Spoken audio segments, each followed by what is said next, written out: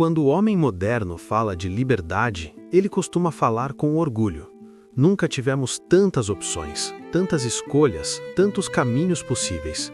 Escolher virou quase um valor moral em si mesmo.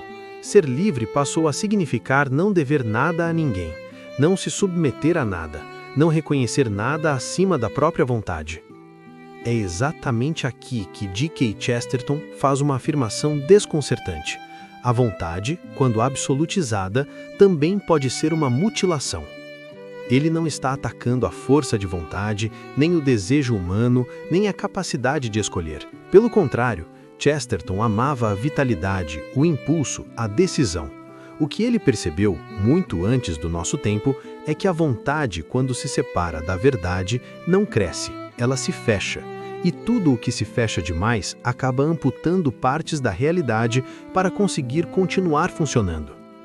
O homem moderno, diz Chesterton, começou a inverter a ordem das coisas. Antes acreditava-se que algo era verdadeiro, bom ou belo, e então a vontade se inclinava, obedecia, aprendia a amar aquilo.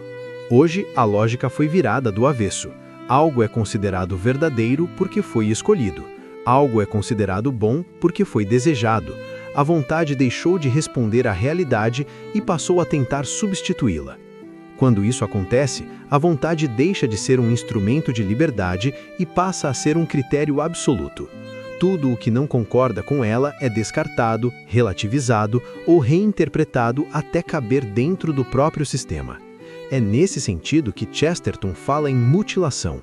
Não é uma violência externa, é uma amputação interna. O homem corta pedaços do mundo para não precisar admitir que existe algo que não depende dele. Essa mutilação tem um efeito curioso. Ela parece ampliar a liberdade, mas na prática a empobrece. Uma vontade que não reconhece nada acima de si mesma não sabe para onde ir.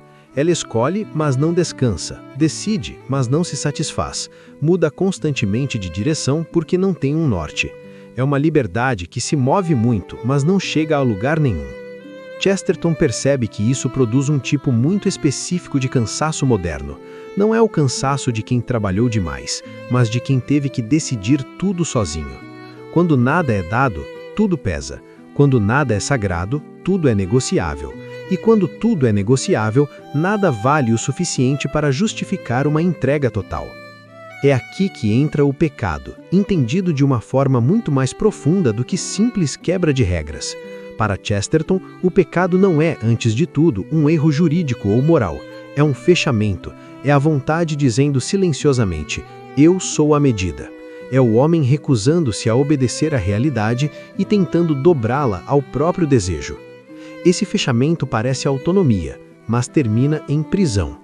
O homem passa a viver dentro de um círculo lógico perfeito, onde tudo faz sentido, mas nada surpreende. Tudo é explicado, mas nada é amado. Tudo é coerente, mas tudo é pequeno demais para saciar a alma. É uma prisão confortável, elegante, racional e profundamente estéril. Por isso Chesterton insiste que o problema do nosso tempo não é falta de inteligência, mas excesso de pensamento fechado. Não é ausência de vontade, mas vontade sem direção. Não é pouca liberdade, mas uma liberdade que perdeu a noção do bem. A resposta cristã a isso não é destruir a vontade, nem humilhar o desejo humano. É curá-lo. É aqui que entra a graça. A graça não vem para escolher no lugar do homem, nem para esmagar sua liberdade. Ela vem para devolver à vontade algo digno de ser querido. Ela não substitui o querer, ela o endireita. Não força, mas liberta de dentro. A fé, para Chesterton, não é uma fuga da razão, nem uma negação da liberdade. É a recusa de aceitar uma liberdade mutilada. É admitir que a vontade só floresce quando reconhece algo maior do que ela mesma. Que obedecer à verdade não diminui o homem, mas o amplia. Que aceitar limites não empobrece a vida, mas a torna habitável. Talvez por isso o homem moderno, com toda a sua autonomia, esteja tão cansado. Nunca escolheu tanto, mas raramente descansou tão pouco.